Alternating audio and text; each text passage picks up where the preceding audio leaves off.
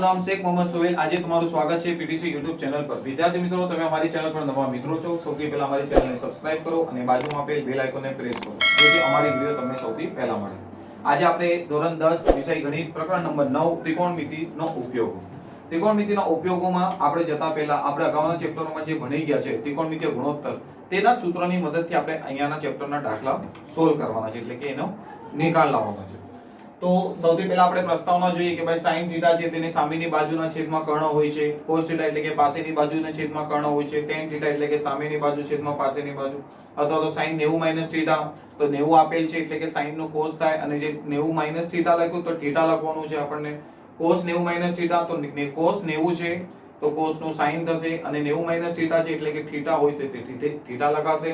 tan θ તો tan 90 - θ એટલે કે cot θ એટલે કે 90 આપેલ છે એટલે tan નો cot થાય, અને જે θ છે તે અહીંયા। હવે એમાં બે વસ્તુ છે, એક છે ઉચ્છેદ કોણ અને એક છે અવક્ષેપ કોણ। ઉચ્છેદ કોણ એટલે શું કે નિરીક્ષણ જ્યારે પોતાની આંખ વડે નીચે એક બિંદુવત જગા પરથી એક ટોચની બિંદુને જોતા, બરાબર, એટલે કે માની લઈએ કે આપણે નીચે ઉભેલા છે અને ટાવર ઉપર છે। હવે ટાવરની આપણે ટોચ જોવા માટે એમ નથી જોતા, આપણને એમ ઉપર મોઢું કરવું પડે છે, આપણું માથું ઊંચકવું પડે છે। તો તમે જે જમીન પર ઉભેલા છો, જે સમતલ સપાટી પર એટલે સમક્ષિતિજ રેખા પર ઉભેલા છો, ત્યાંથી લઈને તે ઉપરની ટોચ વચ્ચેનો જે ખૂણો બનશે, જે કોણ બનશે, તેને આપણે ઉચ્છેદ કોણ કહીશું। તમે અહીંયા એ જ વ્યાખ્યા અહીંયા લખેલી છે વિદ્યાર્થી મિત્રો, તમે વાંચશો એટલે ખબર પડશે। ત્યારબાદ છે કે અવક્ષેદ કોણ। અવક્ષેદ કોણ એટલે શું કે ત્યારે તમે માની લઈએ કે આપણે કોઈ હાઈ રાઇઝ બિલ્ડિંગ પર બેસેલા છે, ત્યાંથી ઉપરથી તમે કોઈ નીચે વસ્તુને ધ્યાનથી જોવો છો, તો તમારી આંખ વડે અને પેલી જે જમીન છે તે જમીનની સમક્ષિતિજ આપણે કાલ્પનિક રેખા ઊભી કરીએ, બરાબર, અને ત્યાંથી લઈને પેલી તમે જે વસ્તુ જોશો તે બંને વસ્તુ વચ્ચે જે ખૂણો રચાય છે અહીંયા, તેને આપણે અવક્ષેદ કોણ કહીશું।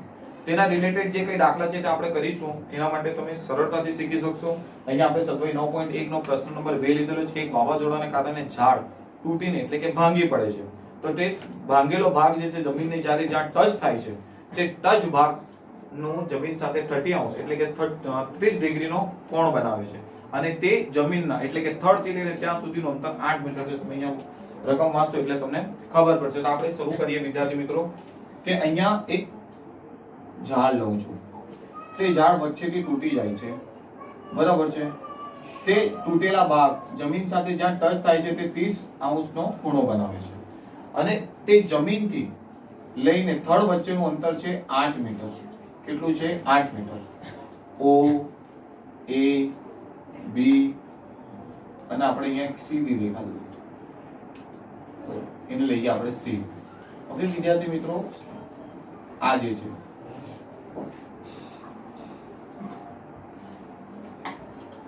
જે આપણે બિંદુ C છે, બરાબર છે, તો આપણે અહીંયા એક વસ્તુ જોવાની છે કે જે ઝાડ ભાંગી પડે છે એટલે કે જે BC જે છે, BC નો જે ભાગ તે OB માં કન્વર્ટ થઈ જાય છે। તો સૌથી પહેલા આપણે આપેલી વિગત હંમેશા વિદ્યાર્થી મિત્રો લખવાની રહેશે। આ દાખલાની અંદર કશું જ નથી, આપેલી વિગતનું થોડી ઇન્સ્ટ્રક્શન લખવાનું છે, ત્યારબાદ દાખલામાં કિંમતો મૂકવાની છે, એટલે કે આપણે જે સૂત્ર જોઈએ સૂત્રની મદદથી દાખલાને સોલ્વ કરવાનો છે, અને નીચે જવાબ લાવી દેવાનો। તો શરૂઆત કરીએ કે OA જે છે તે થડ અને ઝાડની ટોચ વચ્ચેનું અંતર છે, કેટલા છે આપણી પાસે? તો 8 મીટર। કેટલા છે? તો 8 મીટર OA બરાબર। ત્યારબાદ આપણે જોઈએ કે તૂટેલો જે ભાગ છે BC બરાબર OB બરાબર આપણે શોધવાનું પણ છે, અને આપણને ઝાડની ઊંચાઈ કીધેલી છે એટલે કે AC બરાબર BC વત્તા AB એ પણ આપણે શોધવાનું છે। તો વિદ્યાર્થી મિત્રો આપણને tan θ નો ઉપયોગ કરીએ એટલે કે સામેની બાજુ છેદમાં પાસેની બાજુ, તો આપણી પાસે પાસેની બાજુ છે, અને કોણનો ઉપયોગ કરીએ, કિંમત મૂકીએ તો આપણને સામેની બાજુ મળશે। તો શરૂઆત કરીએ કે tan 30° બરાબર સામેની બાજુ એટલે કે AB ના છેદમાં પાસેની બાજુ એટલે કે OA 1 ના છેદમાં વર્ગમૂળમાં 3। tan 30 ની કિંમત કેટલી છે? 1 ના છેદમાં વર્ગમૂળમાં 3 બરાબર AB આપણે શોધવાના છે સર, અને OA કેટલા છે? 8। તો માટે AB બરાબર 8 ભાગાકારમાં પેલી સાઈડ જાય તો ગુણાકારમાં એટલે કે 8 ના છેદમાં વર્ગમૂળમાં 3 મીટર. હવે આપણી પાસે OA OB એટલે કે BC આપણી પાસે નથી તો sin 30 ની મદદથી આપણે દાખલો કર્યો. sin 30 એટલે સામેની બાજુ એટલે કે આપણે અત્યારે જે AB શોધ્યું તે અને કર્ણ એટલે કે OB એટલે આપણને OB મળી જાય. sin 30 ની કિંમત છે 1/2. બરાબર આપણે અગાઉના પ્રકરણમાં જોઈ ગયા છે sin 30 એટલે કે 1/2. AB શોધવાનું છે નહીં સર શોધેલું છે 8/3.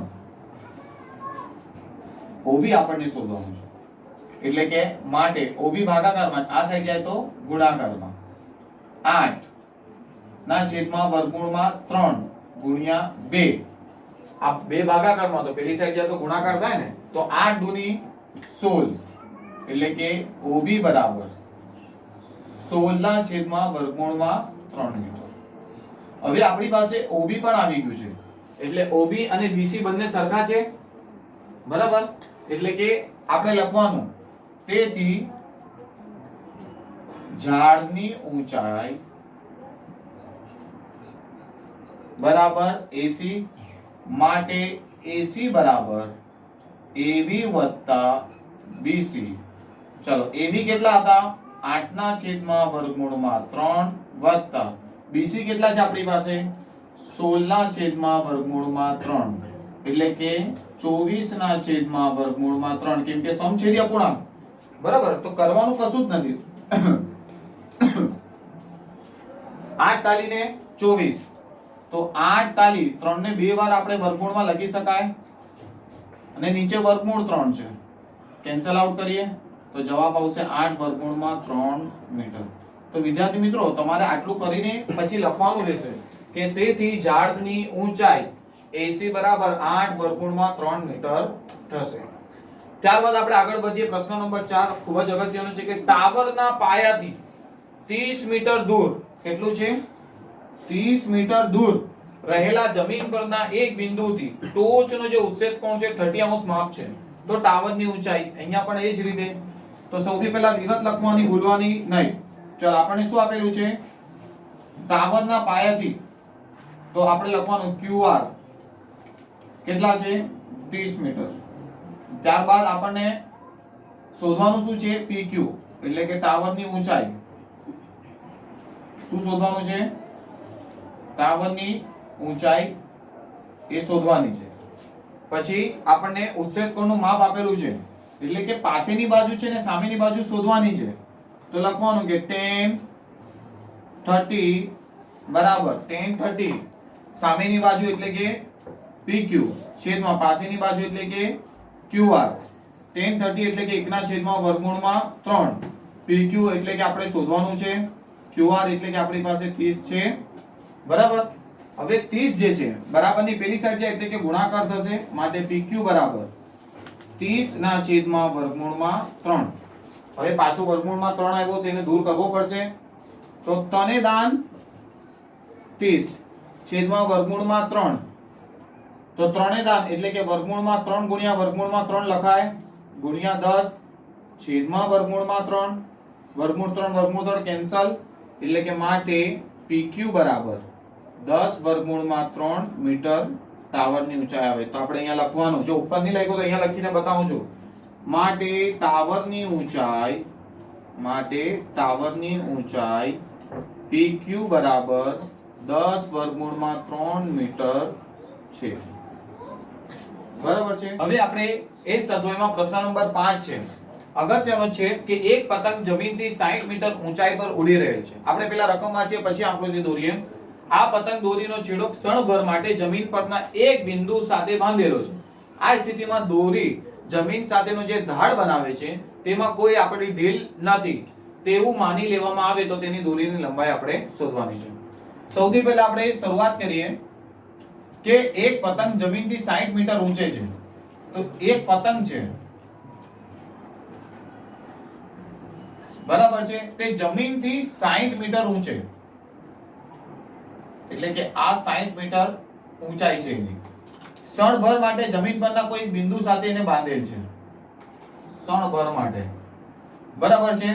અને ત્યારબાદ આ સ્થિતિમાં દોરીનો જમીન સાથેનો જે ઢાળ છે તે 60 અંશનો છે.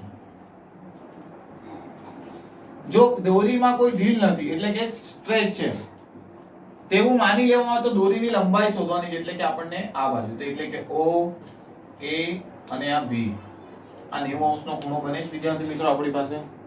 તો અહીંયા લખવાનું વિગતમાં કે આકૃતિમાં દર્શાવ્યા મુજબ શું લખવાનું? આકૃતિમાં દર્શાવ્યા મુજબ. ચલો સૌથી પહેલા OB શું લખવાનું?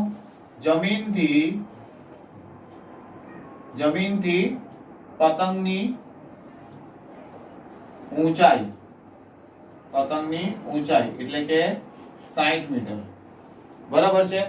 ત્યારબાદ આપણે જોઈએ કે ધાર સાથે એટલે કે આપણે અહીંયા લખવાનું કે ખૂણો OAB બરાબર 60 અંશ. બરાબર છે. હવે શોધવાનું શું છે આપણને? AB.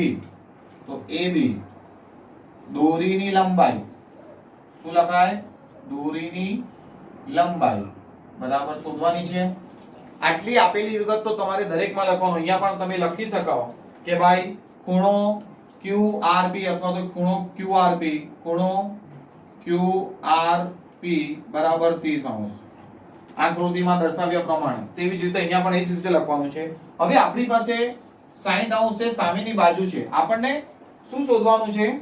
સામેની બાજુ છે પરંતુ કર્ણ શોધવાનું છે. તો sin 60 તો લખવાનું કે sin 60 બરાબર શું કરીશું? સામેની બાજુ. તો સામેની બાજુ કઈ છે? OB અને કર્ણ એટલે કે AB. ચલો sin 60 એટલે કે વર્ગમૂળમાં 3/2 એટલે કે વર્ગમૂળ 3/2 બરાબર OB એટલે શું થશે? OB એટલે કે 60 અને આપણને AB એટલે કે શોધવાનું છે, કર્ણ શોધવાનું છે.